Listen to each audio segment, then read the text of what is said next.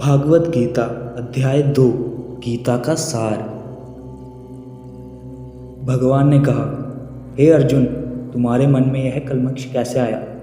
यह उस मनुष्य के लिए तनिक भी ठीक नहीं है जो जीवन के मूल्य को जानता हो। इससे तुम ऊपर नहीं अपितु नीचे गिर जाओगे। तुम जैसे वीर योद्धा को यह शोभा नहीं देता। इसलिए अपने हद की तुच्छ दुर्बलता को त्यागो और युद्ध के लिए खड़े हो। अर्जुन कहता है, हे मधुसूदन, मैं युद्ध भूमि में किस तरह भीष्म तथा द्रोण जैसे पूजनीय व्यक्तियों पर उलटकर बाण चलाऊंगा? ऐसे महापुरुष जो मेरे गुरु हैं। अब मैं अपनी कृपण दुर्बलता के कारण अपना कर्तव्य भूल गया हूँ और सारा धैर्य खो चुका हूँ। ऐसी अवस्था में आपसे पूछ रहा हूँ कि मेरे लिए जो श्रेयस्कर हो उसे निश्चित रूप से बताएं। अब मैं आपका शिष्य हूँ और आपका शरणागत हूँ। कृपया मुझे उपदेश दें। कृष्ण मुस्कुराए और बोले, हे अर्जुन, तुम पंडितों जैसी बड़ी बड़ी बात कर रहे हो और उनके लिए शो कर रहे हो जिनके लिए शो करना योग्य नहीं है। जो विद्वान होते हैं वह ना तो जीवित के लिए और ना ही मृत के लिए शोक करते हैं। ऐसा कभी नहीं हुआ कि मैं ना हूँ और तुम ना हो, या ये समस्त राजा ना रहे, और ना ऐसा है कि भविष्य में हम लोग नहीं रहेंगे। हे अर्जुन, जो पुरुष सुख या दुख में विचलित नहीं होता और इन दोनों में समभाव रखता है वह निश्चित रूप से मुक्ति के योग्य है। जो सारे शरीर में व्याप्त है उसे ही तुम अविनाशी समझो। उस अव्यय आत्मा को नष्ट करने में कोई भी सामर्थ्य नहीं है, उसे कोई नहीं मार सकता। जो इस जीवात्मा को मारने वाला समझता है तथा जो इसे मरा हुआ समझता है वह दोनों ही मूर्ख हैं, क्योंकि आत्मा ना तो मरता है और ना ही मारा जाता है। आत्मा के लिए तो किसी भी काल में ना तो जन्म है और ना ही मृत्यु है। शरीर के मारे जाने पर भी वह मारा नहीं जाता है। हे पार्थ, जो व्यक्ति यह जानता है कि आत्मा अविनाशी, अजन्मा, शाश्वत तथा अव्यय है, वह भला किसी को कैसे मार सकता है या मरवा सकता है? जिस प्रकार मनुष्य पुराने वस्त्र त्याग कर नए वस्त्र धारण करता है, उसी प्रकार आत्मा पुराने शरीर त्याग कर नए शरीर धारण करता है। यह आत्मा ना तो किसी शस्त्र से काटा जा सकता है, ना इसे अग्नि द्वारा जलाया जा सकता है, ना इसे जल द्वारा भिगोया या वायु द्वारा सुखाया जा सकता है। किंतु यदि तुम यह सोचते हो कि यह आत्मा सदा जन्म लेता है तथा सदा मरता है, तो भी हे महाबाहु, तुम्हारा शोक करने का कोई कारण नहीं है।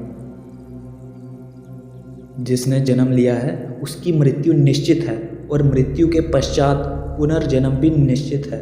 अतः अपने अपरिहार्य कर्तव्य पालन में तुम्हें शोक नहीं करना चाहिए। हे अर्जुन, शरीर में रहने वाले का कभी भी वध नहीं किया जा सकता, अतः तुम्हें किसी भी जीव के लिए शोक करने की आवश्यकता नहीं है।